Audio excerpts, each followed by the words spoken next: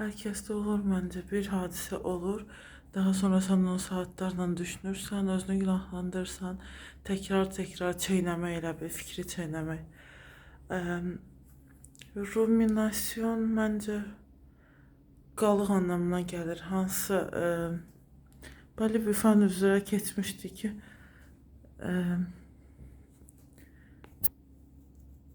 qalıq deyə xatırlayıram, amma psixologiyada anlamı buymuş.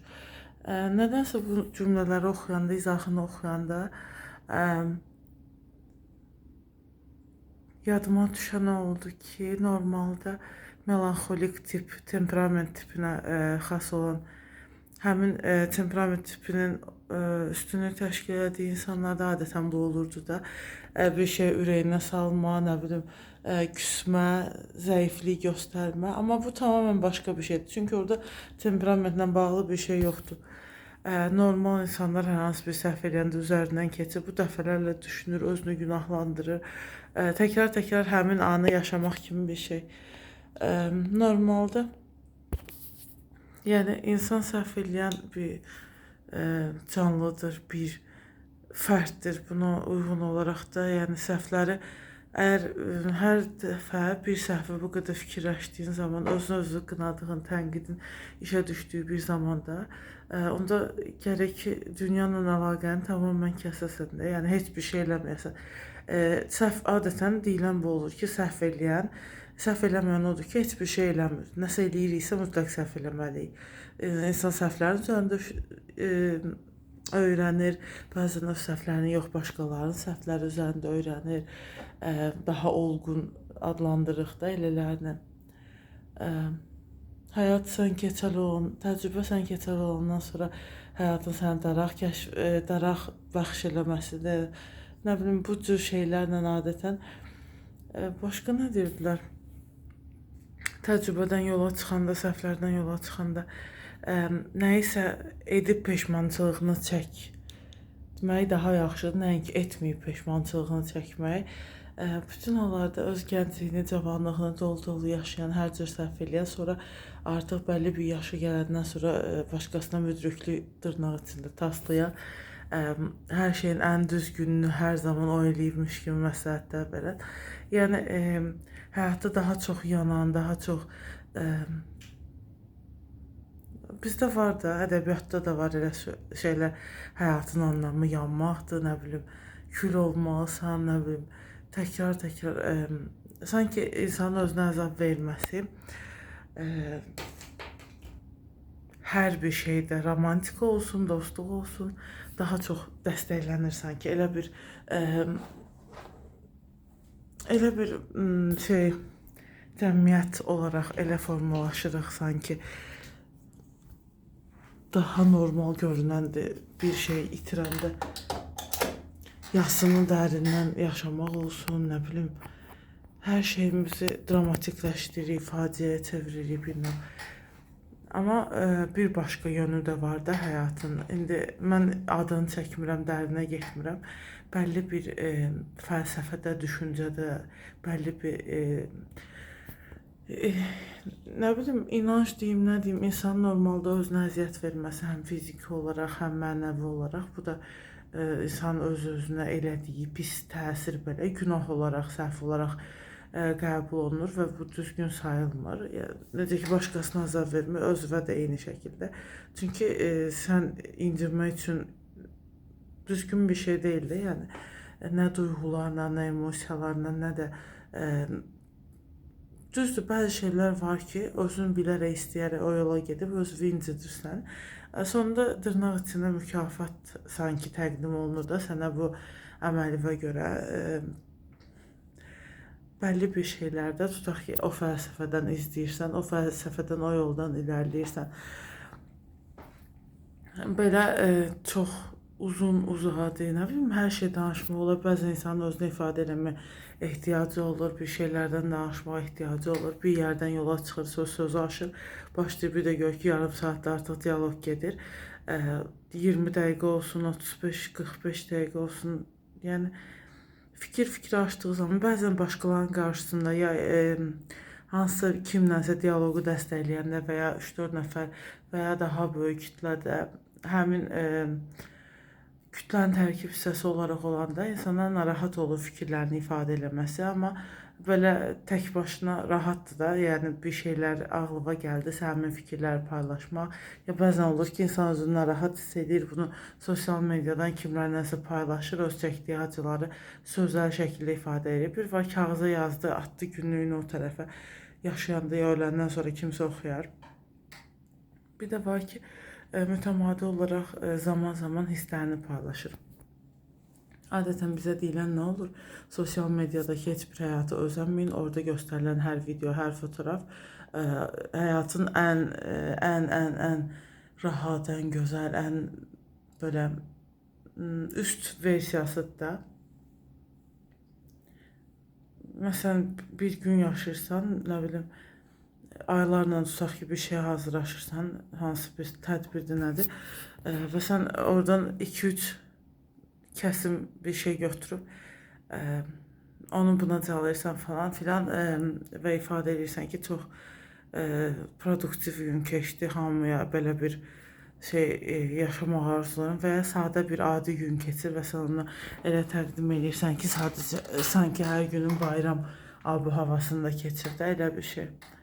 Və ya sən bəlkə də həyatın hər gününün qaymaq kimi getdiyi dövrü olur, müddəti olur, mərhələsi olur və sən başqalarının diqqətini çəkməmək üçün, kimsə səni həsəd aparmasın deyə onu daha belə yumşaq formada təqdim edirsən, ya həyatın dilləri adətən başqasına danışma. Bəlli cəmiyyətlərdə bu qəbul olunub ki, çox qazandığın, xoşbəxt olduğun, nə bilim, hamının arzuladığı bir şeyləri əgər sən elədinsə, çalış paylaşmayasan da, baxma. İnancları var, nə bilim, kimsə burada gözdən, nəzərdən, həsəddən, dediyim kimi bu şeylərdən ön plana alınaraq deyilir ki, danışmaq lazım deyil də. Hər şey sakit, gizlin bir şəkildə danış, planla, bir şeylə son momentdə kiməsə açıqla ki, həm falan şey oldu. Onu da ona görə açıqlayırsan ki, sonradan deməsin ki, hə, mən niyə bilmirəm, bizdə var axı belə şeylər. Yəni, bəlli adamlar var ki, onlar gündəlik səni görürlər deyənə, ən azından onlar deyir ki, bir var ki, səndən 3-4 ay, nə bilim, 3-4 il xəbər tutmayan kimsə olsun, ayda bir dəfə danışar, nə bilim, özəl günü və ad günü falan təbrik eləyər. Ya bayramdan bayrama, özəl günlərdə, ya pis günlərdə səni yada salar. Bir də var gündəlik, yəni göz-gözə gəldiyin adamlardır da, onlardan bir şey gizləmək belə düzgün qəbul olunur. Nəysə, uzun sözün qısası, başına gələn hər hadisəni çox maraqlı bir şəkildə danışan adamlar olur, ballandıra və digər adamlar olur. Onlara baxırlar ki, biz bir yerdə olmuşduq axı bu prosesdə. Necə oldu ki, sən belə hər şey maraqla hekayəyə çevirirsən, çox yaxşı bir şəkildə danışırsan da. Dəqiq eyni hadisədən danışırıq, dəqiq, yəni mən də orada olmuşam. Axı mən sənə kimi nəql edə bilmərəm bu məsələləri. Bu arada həmin o nəql edənə baxan belə doğrudan, yəni həmin şeydən danışırsan, o mən idim. Hər şeyə rəng qataraq danışırdı da bu adam. Özümün çox yorğun göründüyünün fərqindəyəm. Onsuz da yorğun görünməlidir, çünki saat artıq gecə saatlardır, hansı ki sakitlikdir və mən daha rahat özümü hiss edirəm, bir şeylər danışmağa daha uyğun saatlər mənə görə belədir. Saçım, simam. Bəzən bəlli birilərinə baxıram, ya özünü naivnə kimi göstərir, saf masum. Düzdür, bəlli şeylərdən danışır. Bilirsən ki, bu adam xəbərlərə baxır, bu adam ən azı hamı qədər də, yəni günlük həyatını yaşayır. Yox, belə adi adamları keçdim. Bəzi adamlar adi deyirlər də, özəllər özlərini adi göstərirlər. Bəzən isə baxırsan, aktiv olaraq həyatla savaşan bir bireydir, fərddir. Hətta şəxsiyyət deyim də, burada daha çox istifadə olunması sözüdür. Amma yəni, elə bir abu-havada olur ki, həmişə, hər daim enerjili. Sanki bu adamın heç yorğun bir halı olmur. Hər gün bax, bu cür, yəni gözləri parlaq bir şəkildə makyajı tamamlamış. Və plus da bütün bunlara rəğmən, bunlara paralel olaraq, yəni aktiv sürdürdüyü bir həyatı var da, yəni aktiv deyəndə ağlınıza nə gəlirsə o hardasa nəyisə idarə edir iş mənasında. Uşaq böyüdür. Düzdür, bunlar hamının elədiyi bir şeylərdir. Bəlli adamlar, xüsusi adamlar var ki, bunları eləmir. Bəzən kənarlaşdırılır. Bəzən də yəni təcrid olunur ki, sən xoşbəxtsən, bizi qədər belə dolu-dolu həyat yaşamırsan və ya avara olaraq nitələndirilir. Ola bilsin ki, yəni o seçim olaraq biz hələ də yəni məncə o təfəkkürdə yoxdur ki, bütün dünya üzərində hər bir nöqtədə ki, sən başqalarından bu və ya digər mövzuda fərqli olasan, adi gündəlik həyatında belə olsun. Yəni o səni əski algılamasın, səni dərdsiz qəbul eləməsin, sənə mutluluq yaftasını yapışdırmasın. Düzdür, adətən bu etiket, yafta, nə bilim, pis şey üçün işlədilir. Ancaq mən indi həm pis, həm yaxşı üçün deyirəm də. Mənasını bilmədən istifadə edədiyimiz kəlmələr var. Düz kəlmələr çox önəmlidir.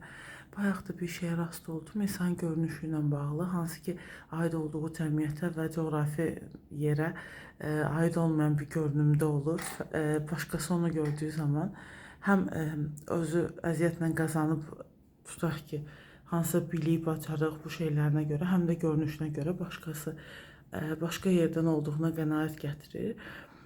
Yəni bir başqa adamın ana dilində sən onunla çox rahat söhbət eləyə bilirsənsə, deməli ikinci dilin olaraq həmin dilə yiyələnmisən də. O da mən inanmıram ki, məsələn, çox adamın bacara bildiyi bir şeydir. Düzdür, elə adamlar var ki, hətta 5-6 dil bilir, poliglot da odur budur. Amma belə normal olaraq düşünəndə yəqin ki, onlar xüsusilər sayılırlar da. Çünki niyəsə bilmirəm, çox hər şeyin inkişafın fonunda bir də geriləyən adamlar var da.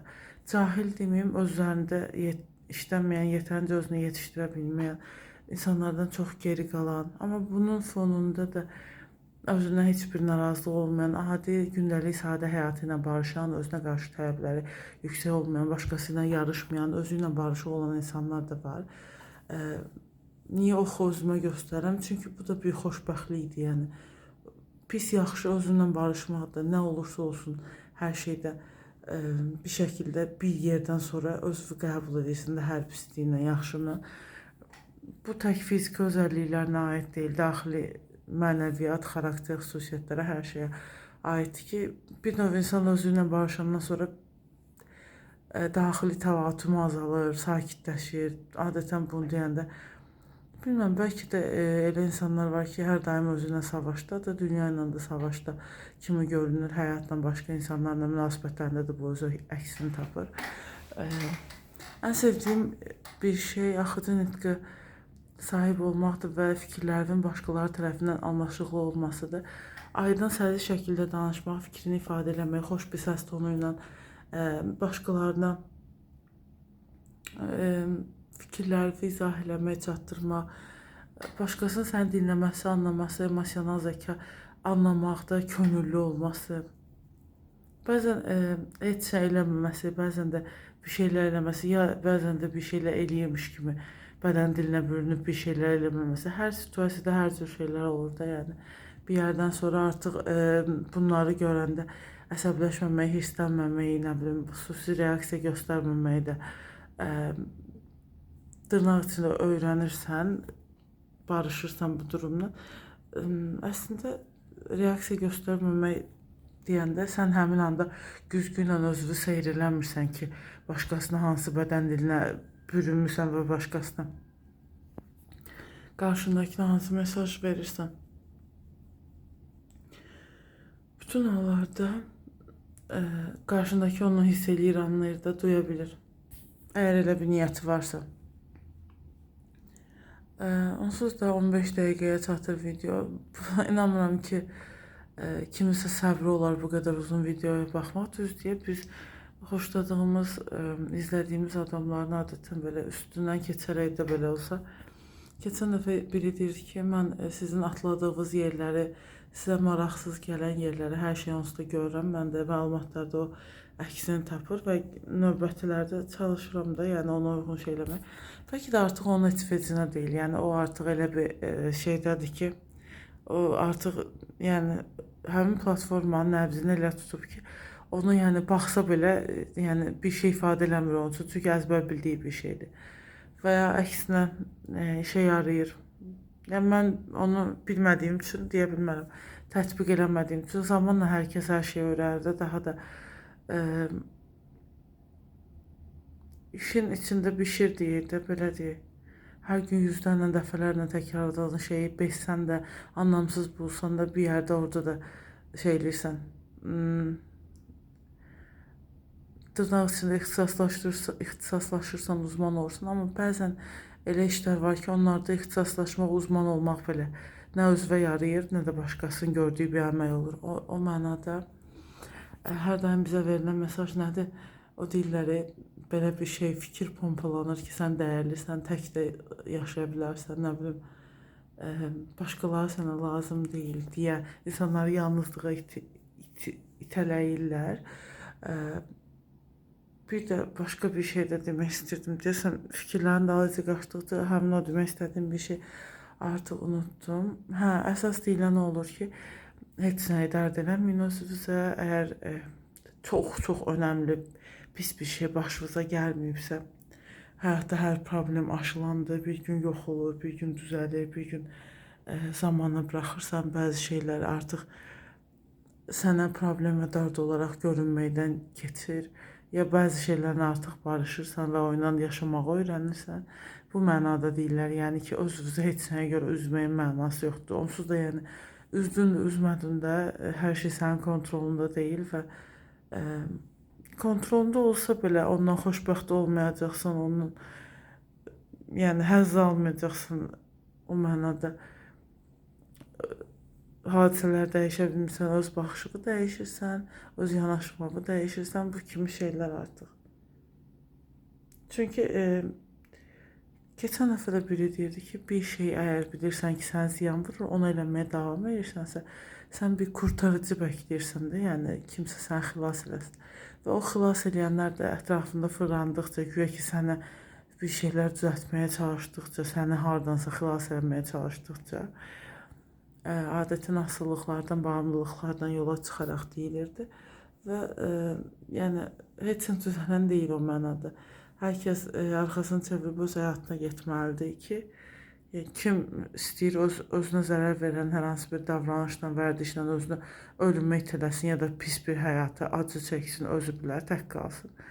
Və ya hamı kimi necə ona zərər verən şeylərdən bir şəkildə. Çünki hamı insandır, hamının nəfsi var, iradəsi var, ağlı var. Yəni bəzi olan şeylər də var, olmayan şeylər də var və buna uyğun olaraq nisbi şəkildə yəni başqalarının hər hansı bir problem qarşısında göstərdiyi duruşla, vizyonla sən də əgər öz və dırnaq içində günahlaya bilmirsənsə, gördükcə, yaşadıqca, həyatdan dərslər aldıqca bu və ya digər şəkildə davam etmək sənə çətin gəlirsə, demək ki, ola bilsin ki, sən acı çəkməkdən zövq alırsan da, mazoxist bir durum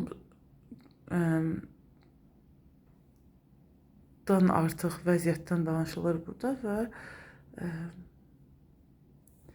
belə